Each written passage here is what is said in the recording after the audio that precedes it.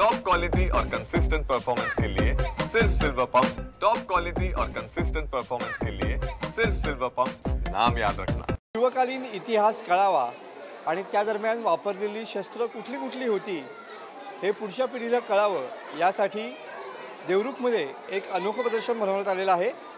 संगमेश्वर शिवसेनेच्या माध्यमातून हे प्रदर्शन भरवण्यात आलेलं आहे। आपल्यासोबत शिवसेनेचे पदाधिकारी आणि ज्यांनी हे प्रदर्शन आयोजित केलं ते पदाधिकारी आपल्यासोबत आहेत।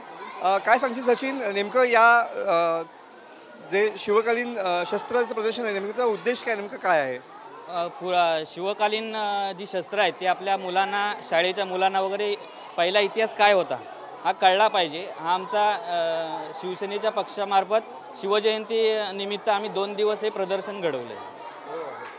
नेमकं काय सांगाल, काय खूप वेगवेगळी शस्त्र आहेत, मुलं पण बघतायत, कुतूहलतेने बघतायत, तुमच्याकडे खूप मोठं कलेक्शन आहे, काय या शस्त्र प्रदर्शनाचं वैशिष्ट्य आहे?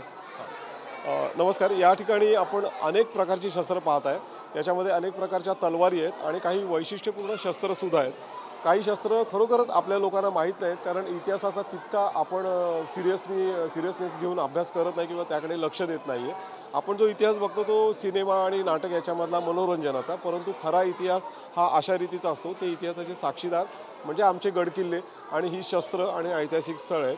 तर या ठिकाणी शस्त्रांच्या बाबतीमध्ये माडू नावाचं एक हरणाच्या शिंगापासून तयार केलेलं शस्त्र, गोफण आणि तीर कामटा ही 2 शस्त्र शिवकाळामध्ये प्रकर्षाने वापरलेली आहेत, भरपूर प्रमाणात वापरलेली आहेत। त्यामुळे गोफण कशी आहे, गोफण गुंडे कसे होते ते इथे पाहायला मिळेल।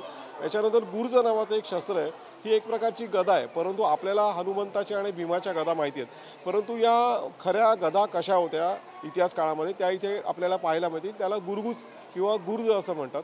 भाल्यांचे प्रकार आहेत, घोड्यावरचे भाले, हत्तीस्वारांचे भाले आणि पायदळाचे भाले अशा पद्धतीचे आहेत। धनुष्यबाणामध्ये बाणांचे अनेक प्रकार आहेत। बाणाच्या टोकावरून म्हणजे त्याला काकतुंड, त्याच्यानंतर सुची अशा नावं आहेत बाणांच्या आगरांना। तर त्या पद्धतीचे बाण बघायला मिळतील। फरशी कुऱ्हाडी आहेत, त्याच्यानंतर बळी द्यायच्या सुद्धा वेगळी शस्त्र आहेत, तर ती धार्मिक शस्त्र म्हणून गणली जातात। आणि सगळ्यात महत्त्वाचं म्हणजे चिलखत आणि ढालीसुद्धा आपल्याला चामड्यापासून बनलेल्या ढाली पाहायला मिळतील।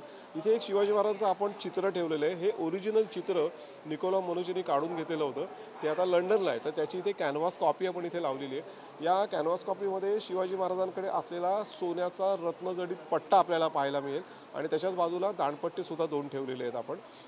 महाराजांच्या पाठीला ढाल आहे, कमरेला सोन्याचे रत्नजडित कट्यार आहे आणि महाराजांचं ते सैन्य आहे, त्या सैन्याच्या हातामध्ये सुद्धा निरनिराळ्या प्रकारच्या तलवारी, कट्यारी, जंबिये, पेशकवच हे आपल्याला पाहायला मिळतं। आणि मुख्य म्हणजे एक मनुष्य शिवाजी महाराजांची सोन्याची मूठ असलेली रत्नजडित भावनी तलवार घेऊन तिथे चाललेला आहे त्या मिरवणुकीमध्ये, तर हे या ठिकाणी दर्शन होतं। आणि सगळ्यात मोठं आकर्षण म्हणजे वाघनख आणि बिचवा, ते सुद्धा आम्ही इथे पेटीमध्ये ठेवलेले आहेत। तर अशी 300पेक्षा जास्त शस्त्र आणि निरनिराळे प्रकार या ठिकाणी आपल्याला पाहायला मिळतील। शिवकालीन जी शस्त्र आहेत ती कुठली वापरली जायची याची माहिती पुढच्या पिढीला व्हावी यासाठी हा अभिनव प्रयोग सध्या देवरुखमध्ये या ठिकाणी शिवप्रेमी आणि तसेच शिवसेनेनं या ठिकाणी राबवलेला पाहायला मिळतोय। कॅमेरामॅन समित गजनेसह मनोज लेले, TV9 मराठी, देवरुख, रत्नागिरी।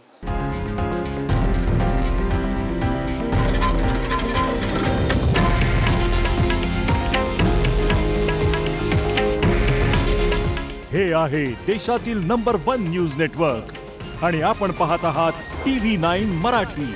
काळजी तुमची, हित महाराष्ट्राचं।